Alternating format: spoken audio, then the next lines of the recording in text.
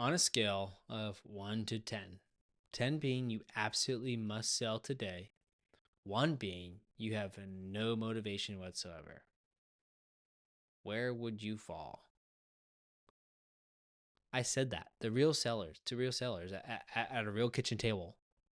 What was I thinking? I said it with a straight face. And here's the thing, I said it because I was trained to say it. It was in the script, right? So, step 4 of the listing and presentation, handle the motivations, right? Quantify their urgency. I practiced it in the mirror. I role played with my broker. I thought I was being professional, but what I was actually doing was making sellers feel like they were being processed. And I want you to imagine this from the seller side. You've lived in your home for 9 years. You're thinking about listing it. You made, you know, you invited this agent, me, into your home. You offer them a glass of water and you sit down at your kitchen table and you look them in the eye and they say, on a scale of 1 to 10, how motivated are you to sell? What do you feel? You know, what? I'll tell you what most sellers feel. They feel the script, they feel the playbook, they feel the 6 steps of the sales process being deployed on them. And the next moment a seller feels that, that's the moment they sense they're being sold rather than helped. And the trust is gone. Even if they, sign the agreement, even if they hire you, you've already lost the most important thing. And I know this because I lost it, right? And over and over again. Using scripts that were designed for a different market or a different seller and a different level of informational access. And what I want to save you the years that basically took me to figure out exactly what works. So let's understand the context because this isn't just about style, it's about a fundamental shift in who is sitting across from you, right? And if you need help implementing any of what I talk about into your business or into your flows, reach out to the link down below and you can book a call with me and we can go over how this all works for you. So it's all about fundamentals and the shift in who is sitting across from you in the table. The script we learned were built on words, or rather a world where information was asymmetric. Agents had the data, the sellers didn't. So a guided, scripted approach made sense. You were the authority, they needed to be led, right?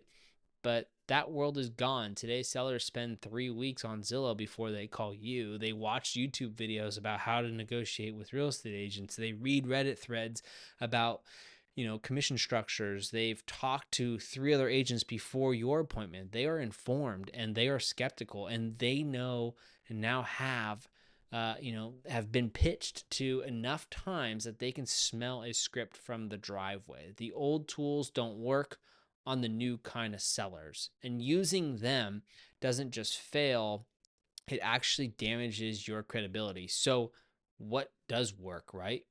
Honesty, directness, treating them like intelligent adults who can handle the truth, being the person in the room who is willing to say the thing that nobody else said.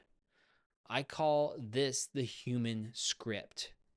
So, 3 parts, no more. Part 1, the honest, you know, there's no more 3 parts. It's so part 1 of this whole thing is the honest open. Before you show them anything, before the laptop comes out, before the market analysis, before the marketing plan, you stop, you look at them and you say, before I show you anything, I want you to hear what's driving this discussion. I want to hear what's driving this discussion for you or decision for you, not the house stuff.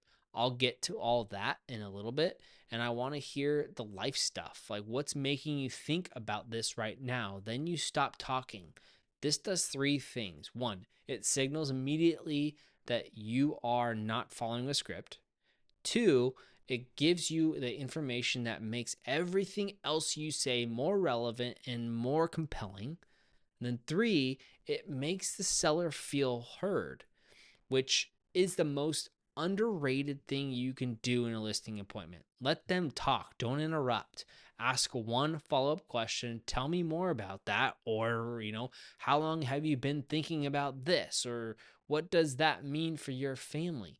Most agents are so eager to get their presentation that they skip the single most important part of the whole listing appointment. That's the listen first. Always listen first. So that's part one. Part two, the uncomfortable truth part. This is where I used to fail the most, and most agents still fail the most, unless I coach you. I would pull up the comps, see that the seller's price expectation was, $40,000 above the market, and I would hedge. I would say, well, we could try it at that number and see what happens. I would avoid being the person who delivered bad news, and then I would, get the listing at the wrong price, spend 3 months reducing it, watch the seller lose trust in me, watch the, listing expire, and everyone loses. Sounds familiar.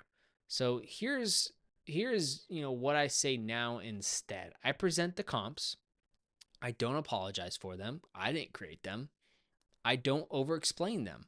I say, hey, here's what the market's telling us. I laid out the numbers, I let them sit, and then I drop the rope. I know that's probably not the number you were hoping to hear. I want you to know I'm not here to tell you what you want. I'm here to get you to the closing table at the most for the most money possible, and the data is clear. An overpriced listing sits, reduces, and ultimately sells for less than the well-priced listing does. I've watched it happen too many times, and to let it happen to you, then you shut up. That's it. Don't pile on. Don't pull, up to 17 more comps. Don't, state the truth and connect it to their outcome and let it land, right? Sellers respect this. And even if they push back in the moment, they respect it. And when the other agents they met with told them that they wanted to told them what they wanted to hear, and you're sitting there telling them exactly the opposite thing, guess who's going to stand out, right? So that's part two. Part three is the simple close. So there's no trial closes, there's no assumptive language, no if I could show you a way to sell your home for top dollar in 30 days or less, would you be willing to move? None of that. It's none of it. So here's what I say. I don't use high pressure closes. I just don't like them. I'm just going to ask you one simple question. Does it make sense for us to work together? That simple. And then I stop talking. I don't fill the silence. I don't add anything. I don't let them answer, or I I do let them answer. I don't butt in on their answer. So if they say yes, great, let's get to work. And if they say, they need to think about, that's completely fair. What would be, helpful to know while you're thinking it over? If they say no, if they say, I got to think about it, then just deliver them more information. Get why they have to think about it in a creative way. And if they, say no, then say, hey, I appreciate you telling me directly. Can I ask what you do, or rather, can I ask what made you go a different direction? I genuinely want to learn from this. This close is not weak by any means. It is confident. It's a signal that you are not desperate. And in this market, agents who don't seem desperate have a meaningful advantage over the ones who do. So here's what I want to leave you with.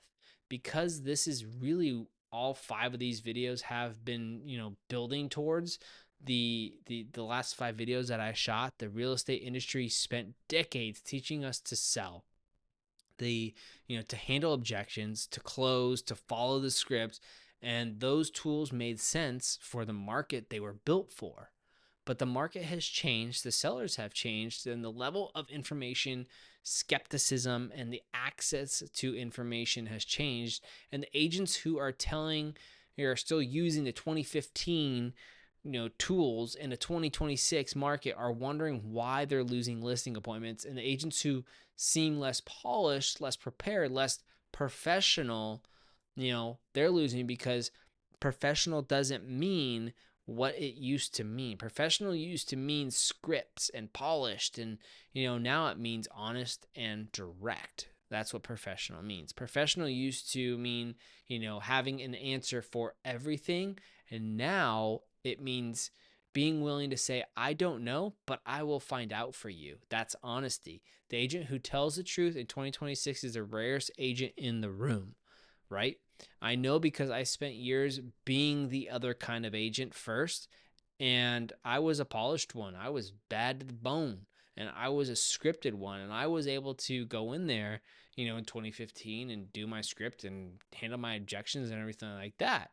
And, I, color coded marketing plan and, the motivator seller scale and blah, blah, blah. And then I got tired of losing once everything changes, and I got honest, and I realized everything's changed, and I don't need a better script. I don't need to stop using scripts altogether.